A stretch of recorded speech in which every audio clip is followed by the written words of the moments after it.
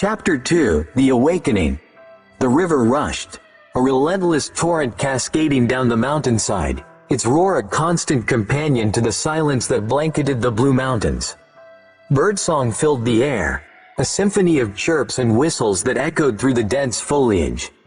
In the midst of this natural symphony, Anthony, a solitary figure, moved with the grace of a shadow.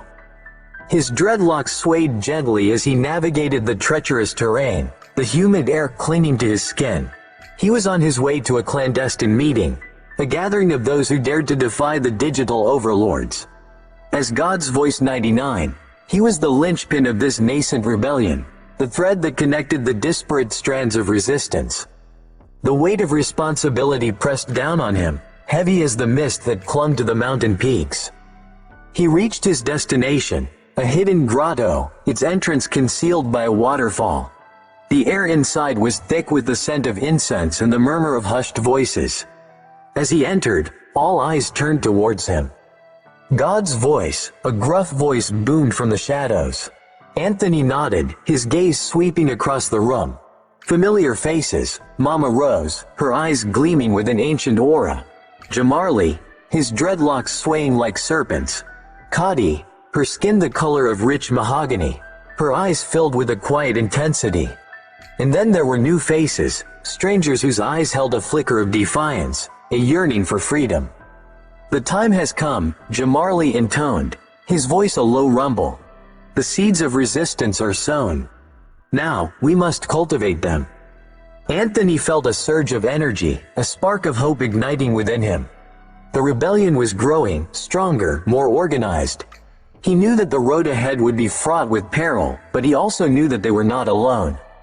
The meeting progressed, a flurry of hushed conversations, whispered plans, and shared intelligence.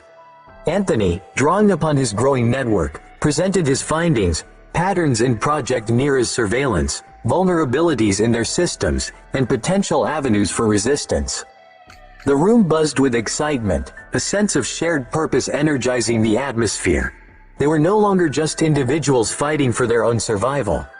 They were a collective, a force that could challenge the very foundations of the digital overlords. As the meeting drew to a close, Anthony felt a renewed sense of determination. He had assembled a formidable team, a diverse group of individuals with unique skills and unwavering courage. They were the architects of a new future, a future where freedom and individuality would once again reign supreme. But he knew that the fight had just begun. Project NERA was watching, its digital eyes ever vigilant. The road ahead would be treacherous, filled with unforeseen obstacles and unimaginable dangers. But Anthony, God's Voice 99, would not falter. He would lead his people to victory or perish in the attempt. The air within the grotto thrummed with a low, electric energy. Anthony, his senses heightened, felt a shift in the atmosphere. Mama Rose, her eyes closed, began to chant, her voice a low, guttural hum that resonated through the cavern. The air grew thick with a strange energy, a palpable sense of the unseen. Suddenly, a tremor shook the ground, a low rumble that echoed through the mountains. The waterfall outside seemed to intensify, its roar drowning out the sounds of the chanting. Then, as abruptly as it began, the tremor subsided, leaving behind a hushed silence. Mama Rose opened her eyes, a serene smile gracing her lips. "The ancestors have heard our call," she declared, her voice echoing through the grotto. "They're with us." A wave of excitement rippled through the group. This was more than just a meeting, it was a communion, a connection to the ancient forces that had shaped the island's history. Jahmarley, his eyes gleaming with a newfound intensity, rose to his feet. "The time for whispers is over," he proclaimed, his voice booming like thunder. "The time for action has come." He pulled a small, intricately carved wooden staff from his satchel. As he raised it above his head, the air crackled with energy. A low hum emanated from the staff, growing louder and louder until it filled the grotto. "This," Jahmarley declared, his voice resonating with power, "is the staff of our ancestors. It will be our beacon, our guide, our weapon." Anthony, watching in awe, felt a surge of power coursing through his veins. This was more than just a rebellion. It was a spiritual awakening, a reconnection with the ancient forces that had shaped the destiny of the island. He closed his eyes and focused his mind, reaching out with his spirit. He felt a connection, a faint whisper from the ether. It was his grandfather, a renowned Obeah man, his spirit strong even in death. Anthony, the voice rasped, ancient and powerful. The digital veil is thin. Project NERA is not just controlling the physical world, but also the spiritual. They are feeding on the fear, the despair, the disconnection from the earth. Anthony's eyes snapped open. "What can we do?" he asked, his voice urgent. "Strengthen your connection to the earth," the voice replied. "Honor the ancestors. Remember who you are. Your strength lies in your unity, in your connection to the land, to the spirits." The voice faded, leaving Anthony with a chilling realization. Project NERA was not just a technological threat. It was a spiritual one. It was seeking to sever the connection between the people and their ancestral heritage, to drain the lifeblood from their souls.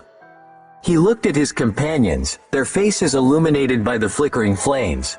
They were more than just rebels. They were guardians, protectors of the island's soul. Their fight was not just against technology, but against a spiritual darkness that threatened to consume them all. Anthony knew then that their victory would not be achieved through brute force alone. It would require a spiritual awakening, a reconnection with the ancient wisdom that had sustained their people for generations. The meeting continued, but the atmosphere had shifted. The weight of the spiritual battle now loomed heavily over them. They discussed strategies to strengthen their connection to the earth, to honor their ancestors, and to resist the encroaching darkness. As they prepared to leave, Mama Rose turned to Anthony. "The ancestors are with us, child," she said, her voice a low murmur. "But remember, true strength comes from within. Trust in your own power, in the power of the earth, in the power of your ancestors." Anthony nodded, his heart filled with a newfound resolve. The fight had just begun, but he knew that with the guidance of the ancestors, they would prevail. They would reclaim their freedom, their individuality, and their connection to the spiritual realm. They would not be consumed by the darkness. The grotto fell silent as they departed, each carrying the weight of the revelations, the weight of the impending battle. The river rushed on, oblivious to the forces that were gathering, the forces that would soon shake the very foundations of the digital overlords. End of chapter. Subscribe for more new episodes every Monday, and don't forget to like and share.